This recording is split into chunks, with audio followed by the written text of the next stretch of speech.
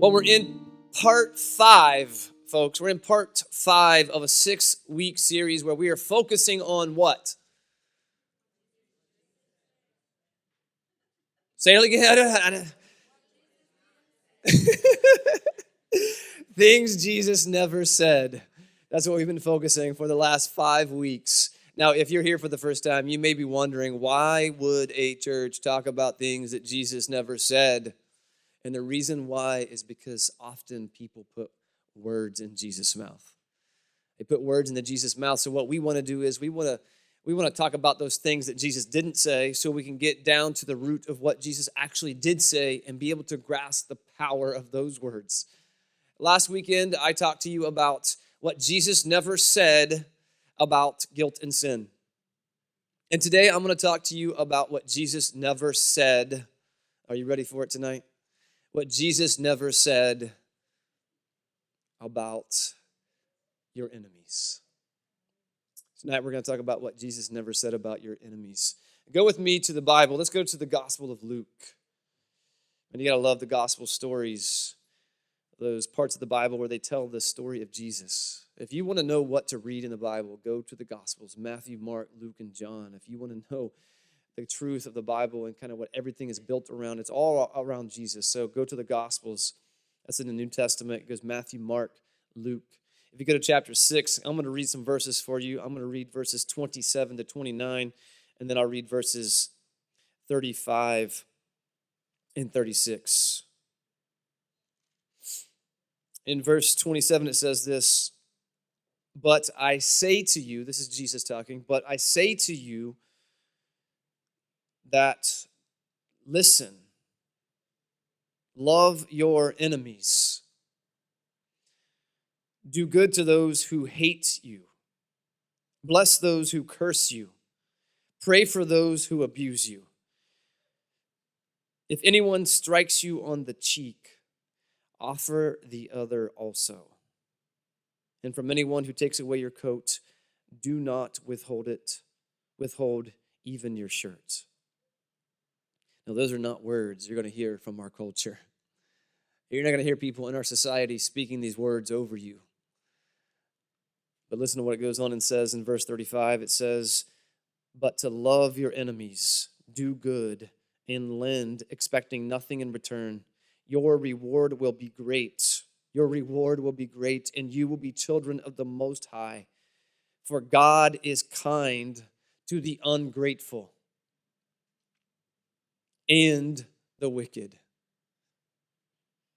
So be merciful, just as your Father is merciful."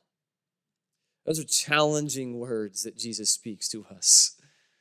That's recorded in the Gospel of Luke. You know, I believe that most people want peace. I believe most people want peace in their life. I don't think anybody loves war. I've never met someone who loves war. And that's because fighting isn't fun unless you're a professional boxer or MMA fighter.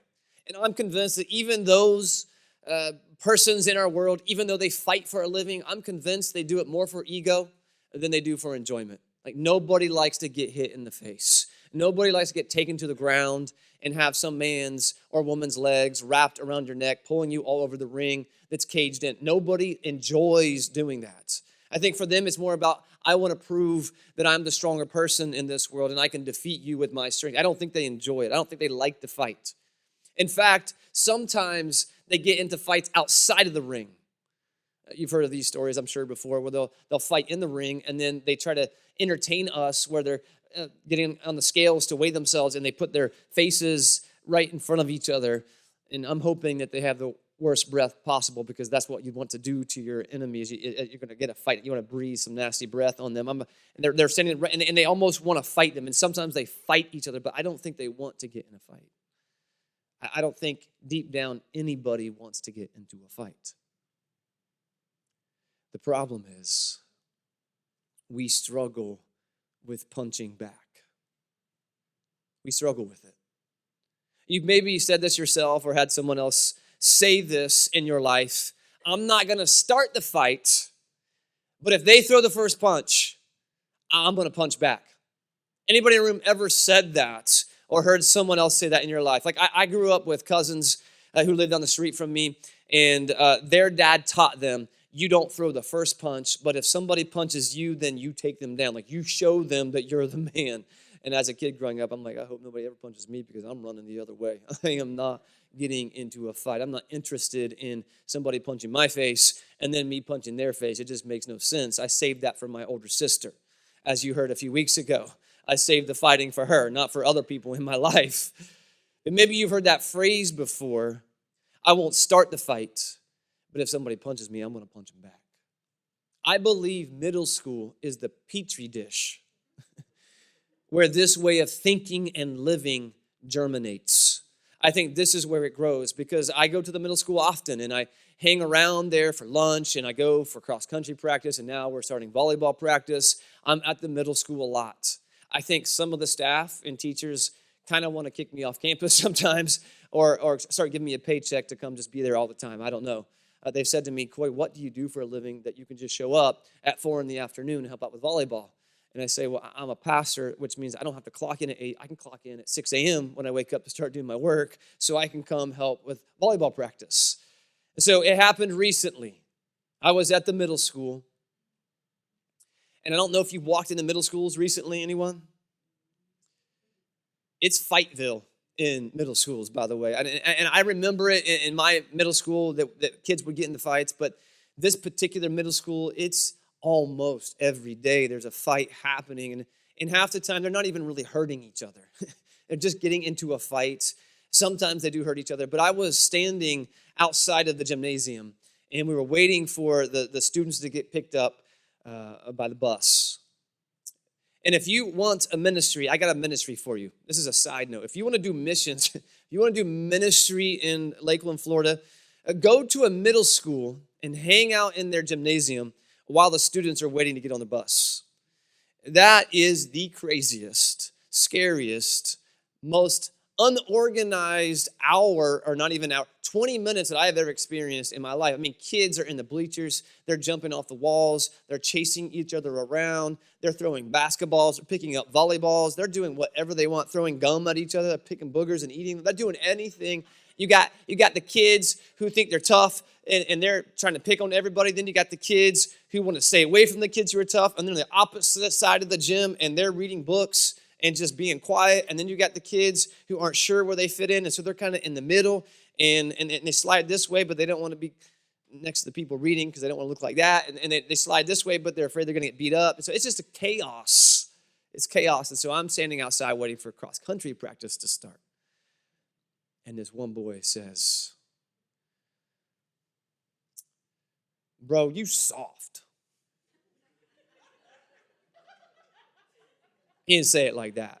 I mean, he said it much cooler than I said it. I heard, bro, you soft. I mean, what? Is he talking about a pillow? Is he talking about his sweatshirt? I don't know. But I turned to see what's soft. And he has this hair on top of his head. He takes off his hair and he puts it in a ponytail on the top. It looks like the loofah that you wash yourself with in the shower. He's got a loofah on the top of his head. And this other kid is walking by. And he's like, bro, you soft. And the other kid is a foot taller than him. And so I look at this boy, who I know, by the way, and I'm thinking, why are you calling this boy soft? And then they start pushing each other. And I'm like, it's going to go down right here in front of me. And in today's 21st century, you can't touch any kid anywhere or you're going to be the one in trouble. And so instead of letting the fight start, I say, bro, you're soft. And I step in between them and say, you're going to kick his can. Just walk away right now. It's going to be fine. Don't start this fight right now. And they did not get into a fight. And I was like, whew, this cannot happen on my watch. But then I remember my days in middle school. Guys in the room. I don't know if girls get in many fights in middle school, but guys tend to have a tendency to get into a fight. And so in middle school, I was thinking back into my life. I never once said, bro, you soft. But I did have people in middle school. Who wanted to get into a fight with me. And I have no clue why. I don't know why this one particular boy wanted to get into a fight with me. I can't remember his name. barely remember what he looks like, but I won't forget walking down the halls when he would come in the opposite direction and take his elbow and jam it into my shoulder every time we walked down the halls because he wanted me to stop and get into a fight with him. And I hated fights. I did not like to be around fights. There was one time there was a girl fight. There are girl fights. There was a girl fight, and we were all middle school just walking around. You get there early when you ride a school bus, and everybody rode a school bus to this middle school. And you get there early and just walk around the halls. And as we're walking around the halls, all of a sudden this girl fight breaks out. And I get sick to my stomach. I don't want to watch it. I don't want to watch people in a fight. And so I just leave. And then I had a buddy, he grew up in our town, and he looked different than everyone else. Like, I grew up small town Ohio. Everybody looked like me. He looked different than the rest of us. And so he always got picked on because of the color of his skin. And there were times when he would get in fights, and he was bigger than everybody. And he would always beat them up, and I hated it every single time. I did not want to watch somebody get into a fight. And so some kid was trying to get me into a fight at school, and then this other kid was trying to get Quentin into a fight with him at school, and Quentin arranged for a fight down at Pizza Crossing. That's the pizza spot in my hometown. Down at Pizza Crossing is where we're going to go do this fight after school.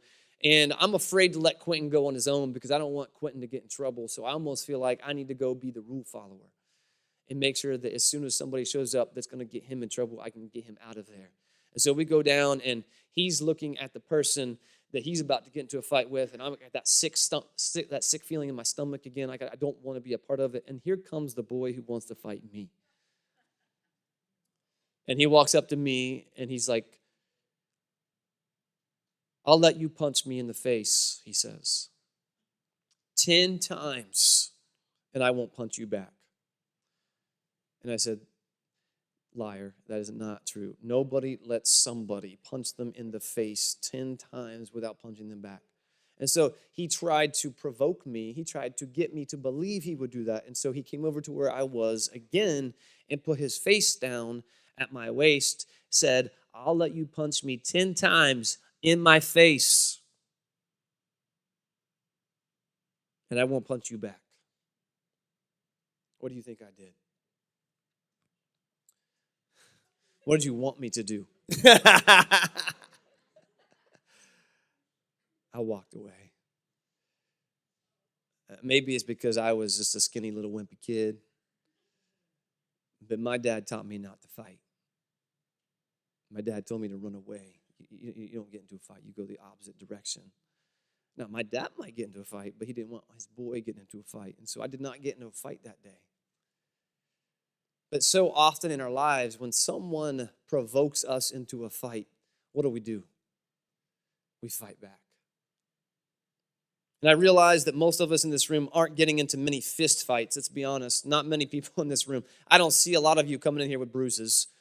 I don't see a lot of you coming here with black eyes. I don't see a lot of you coming here with boxing gloves on and like bowing up on other people. And other than Rick does that every once in a while. He tries to fight everyone in church. But the majority of you, you're not trying to get into fights with people. I don't think you're that kind of people. However, when it comes to a word punch, it's a different story, isn't it, folks?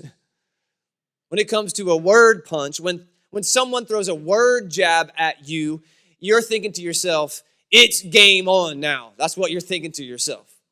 When someone throws a slap in your face with something that they said about you, whether it's at work or whether it's at school or whether it's at home or whether it's at church or whether it's online, it could be with your friends, it could be with your family, it could be with your enemies. Whenever somebody says something that slaps you in the face with their words, you retaliate most of the time.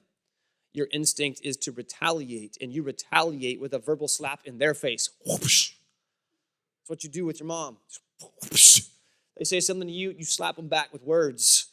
And then after you slap them in the face with words, you give them a full force, if you got it within you, a word punch in the guts. And so now they're bent over, and then you take them down with words, don't you? You take them down with words as hard as you can, and then you find yourself in a verbal wrestling match with them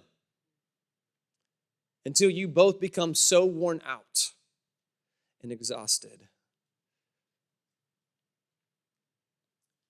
that you got nothing left to say.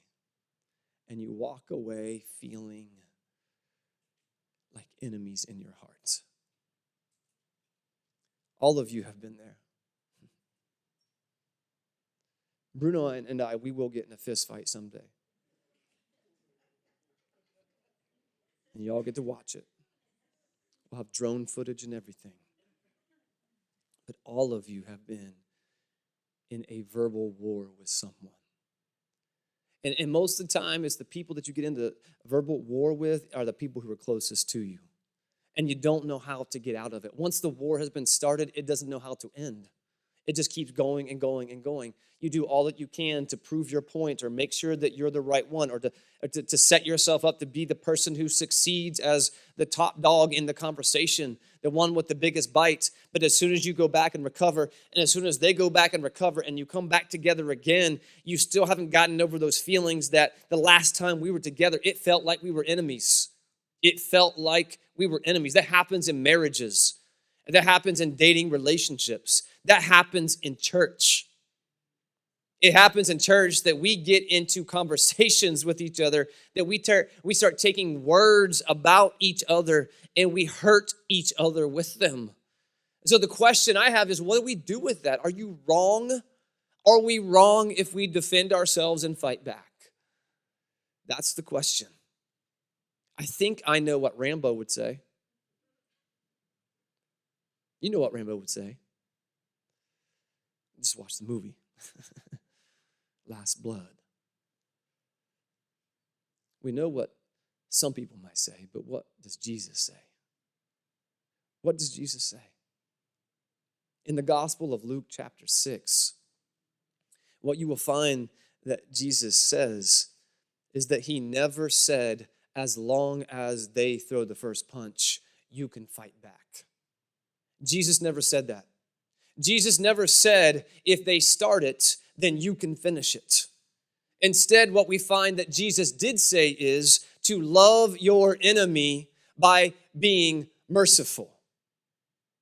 To love your enemy by being merciful. Now, I know the tough guys and the tough ladies in the room, you're thinking to yourself, well, you know what? That makes me weak to show mercy and to love my enemies. That makes me someone who is a pushover, and I'm not going to be that kind of person. But I would say that Jesus believes the opposite. I think Jesus believes that in loving your enemy, you're not weak, you're actually brave. Because if you're someone who doesn't love your enemy, then you're just like everyone else. And it takes courage to be different. And Jesus is saying, I made you different. I created you different. I give you a different purpose. I believe that you can be different. And when you are different, something happens in you. When you are different, then you will reflect my love to the world. That's why in the Gospel of Luke chapter 6, Jesus says, love your enemies. And then Jesus explains why. And it's a simple explanation. Jesus says, here's why you should love your enemies. He says, because God is kind to the ungrateful. And God is kind to the wicked. So if you're looking for a reason to be merciful toward others, Jesus says to us, be merciful because God, your Father, is merciful. Think of all the ways that God is merciful to us, and then try to imagine if God wasn't. We'd all be walking around with permanent black eyes. Think about it. Every time you bow up on God, if God punched you in the face, all of you, all of the time, would be showing up to church with black eyes. All of you. You'd be showing up to church bent over because God just took a punch in your gut so hard because you slapped God in the face. Imagine if God retaliated to us the way that we act toward God. Sometimes as our enemy. Sometimes as, I'm just going to do what I want, God, even though it's going to be a slap in your face. I like to think of it as, what if God had a paddle like your parents used to? Or those of us who are old enough in the room like your principal used to. I was talking to someone recently, and they were telling me how they feel like the situation in America in terms of church and the decline of people who go to church and decline of people who are considered religious and followers of Jesus is declining. They think it's because we don't pray in school anymore. And I don't know if that correlation is real or not. I don't think anybody's done the research to know if it's because we aren't praying in school anymore. Although I just want to let you all know, folks, that if your kid wants to pray in school, then nobody can stop them. Nobody can stop them. They cannot stop your kid from praying in school. So the fact that we think we can't pray in school is false. Your kid can pray as long as they want to pray, and nobody can say anything about it, but that's a different issue. I was talking to someone, and they were saying, I think that our problem in America is because we don't pray in school. And then I was talking to somebody else who said, I think the problem with America is we don't have paddles in school anymore. Did any of you, I wish, I'm not going to make you raise your hand, did any of you get the paddle in school? You know you did. I loved it when my friends got sent to the office and we're going to get the paddle. It was so fun to talk to them when they came back to class. It was so fun because we were always so curious, what do they do? Like, how does your principal tell you? Like, bend over. Like, what do they do? How do they tell you to get yourself in the right position to be paddled in school? I have no idea. There's no way it could be appropriate. Like, there's no way it could ever be appropriate. I think I remember my dad saying that maybe he got paddled once and they told him to bend over and touch his toes. I don't know how it works. I do know how it worked on our track team, though, because they had initiations. You all have had initiations? They call it hazing now. Back then it was initiations and it was legal until it became illegal when people started realizing this is not okay. This is weird. This is out of line. And so when I was in track in high school, I was not the person who got the paddle because I was in the long distance team. It was the shot putters and the discus throwers who got the paddle. And so what they would have to do is they would have to go to practice one day. And when they got to practice, they knew, oh, here it comes. It's going to happen. And so they would take all of the big guys because they were throwing shot and disc, and they would make them, I don't remember if they bent and touched, I don't know how they did it, but somehow they stuck their bottoms out. And the upperclassmen would take the paddle in their hand, which they had drilled a hole in so they could get more speed on it. Less wind resistance, I guess. And here's how they could do it. They weren't allowed to take their arm back and whoosh, like your parents did. They were only allowed to take their wrist and do one full rotation. So you're thinking, that's not too bad. That's not gonna hurt someone. There's no way. Unless the person who's wielding the paddle is 6'10" and 350 pounds and has practiced how to do this. And so my buddy Jake was the first one to get the paddle. I'm not sure I laughed as hard as I did that day in high school, but they took that paddle and he did the full rotation. He took the paddle all the way around, crack, and Jake just took off running, screaming like a little girl, and we all laughed so hard. And then when he came back, we're like, oh, it couldn't be that bad. It couldn't be that bad. If you know Jake, you know that he's going to show you how bad it is. He's going to show you how bad it is. I think the welt that day, I don't know. You know how mosquito bites, you get mosquito bites and it raises up? This was one giant mosquito bite where the paddle had been, and it had been raised up so far. I never got the paddle. But imagine if God gave us the paddle. You messed up. So bend over and touch your toes. To the ungrateful. Let's talk about the ungrateful. I don't think most of us in the room consider ourselves wicked, but man, ungrateful sometimes. And it says that God is kind. Now, I think most of us, and we think we're pretty good people, and I think a lot of you are good people. I can't say it for everyone in the room because I don't know you that well. But I think most of us in the room, we think we're good people.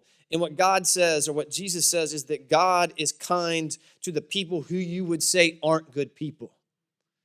That Jesus is kind to the ungrateful. And then God says, Jesus says God is kind to the wicked. To the wicked. I mean, who uses the word wicked? We don't even think of people who are wicked in our lives. And God says to the wicked, to those who are completely opposed to God, those who do things on purpose to be in opposition to God, God says, I am kind to them. I am merciful to them. So church, if you're here and you want peace in your life, the kind that only God can create, Jesus is saying, love your enemies by showing them mercy. Now, if you back it up, rewind a little bit in this passage and go to verses 27 and 28, Jesus tells us 3 ways that we can do it. The first way, Jesus says to be kind to them and to show them mercy is to do good to them. Do good to them, your enemies. Do good to them. And the second thing that Jesus says that we can do, or the way that we can love our enemies and show them mercy, is to bless them.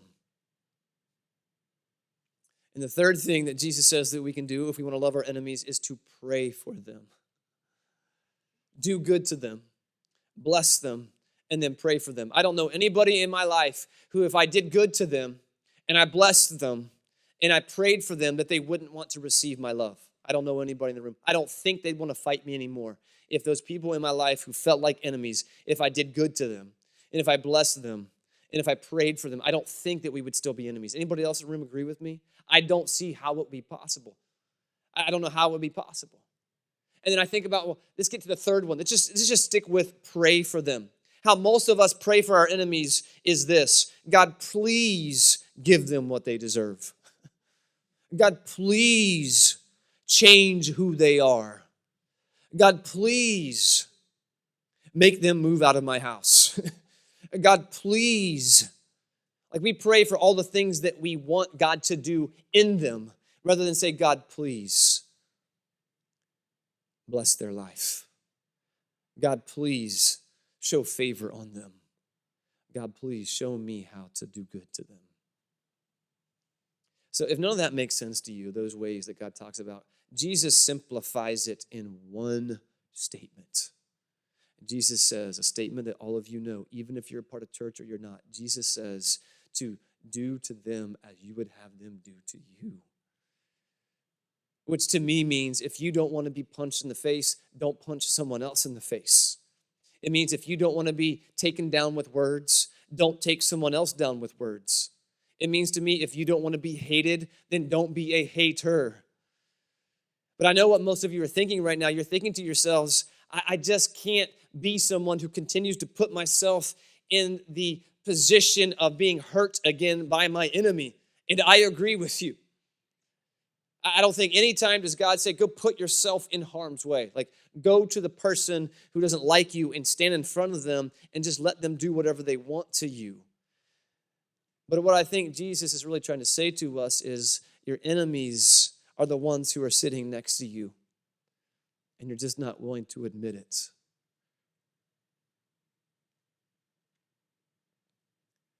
And when I help you love them, by showing them mercy. And then Jesus says something at the end of this little statements that he's made here in verse 32. He asks a question. He says, if you love those who love you, what credit is that to you? Because even the sinners, those who don't trust God, they love those who love them. But my way is different. Our way is different. The challenge that I give to you is to love your enemy, because that's what separates you from everyone else. It's what distinguishes you from the rest of the world. By loving your enemies, what happens is you will not resemble their rage. Instead, you will reflect the peace of God. The peace that heals, the peace that reconciles, the peace that brings people together, the peace that makes the lion lay with the lamb, the peace that makes the impossible and the relationships that are broken come back together and be something whole again. And when you do that, when you lean toward God's peace, when you reflect that in your life, it gives credibility to the cross, because it helps others see that it is mercy, it was grace, it was Jesus' love on the cross, not God's wrath, that leads to peace. So Jesus didn't say, as long as you throw the first punch, or as long as they throw the first punch, go ahead and punch them back. This is what Jesus says. He says, love others as I have loved you by showing them mercy. And your reward will be great because you will be truly a child of God. Would you all to stand with me?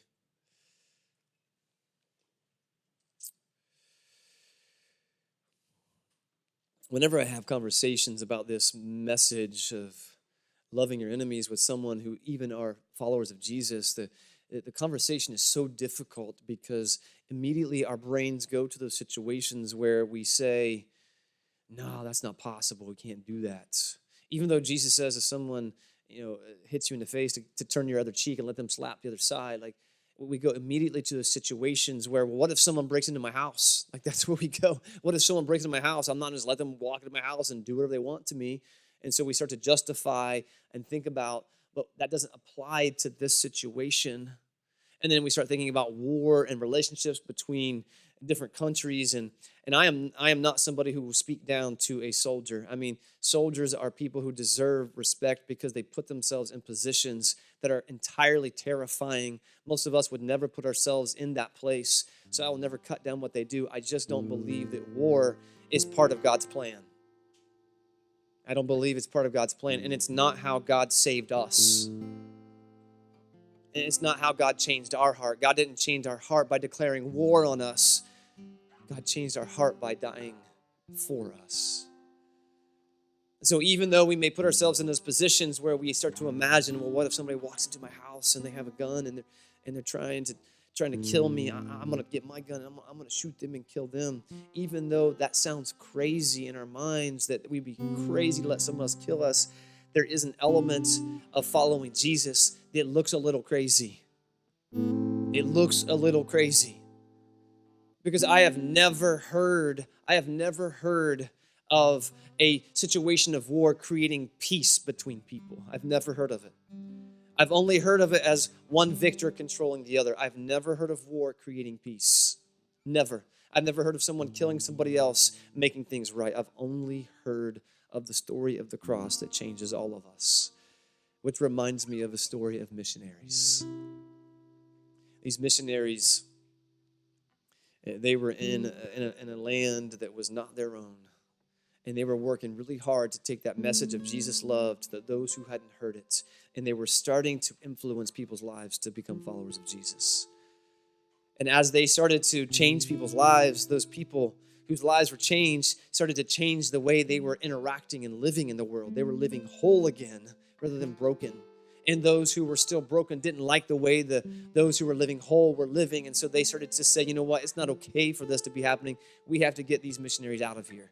And so they went to the missionaries and they said, you either stop spreading the message of Jesus here or we will kill you.